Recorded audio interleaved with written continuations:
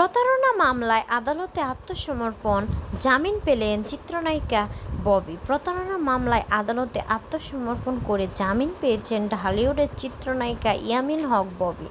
ঢাকার chief metropolitan magistrate আদালতে বুধবার 15 জুলাই আত্মসমর্পণ করে জামিন আবেদন করেন তিনি। পরে ঢাকা মেট্রোপলিটন ম্যাজিস্ট্রেট জসিতা ইসলাম শুনানি করে 1000 টাকার মুচলেকায় পরবর্তী শুনানির তারিখ পর্যন্ত তার জামিন মঞ্জুর করেন। আদালতের ববির পক্ষে শুনানি করেন ঢাকা আইনজীবী সমিতির সভাপতি অ্যাডভোকেট আনোয়ার জাহিদ ভূঁইয়া।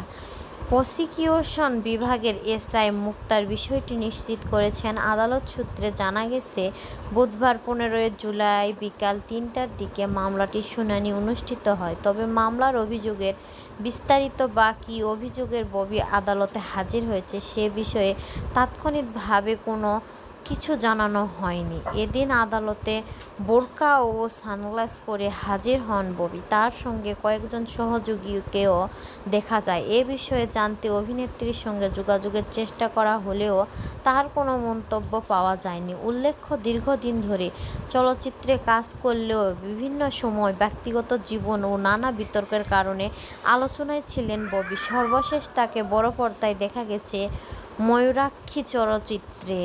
বর্তমানে তার নতুন কোনো সিনেমার মুক্তির অপেক্ষা।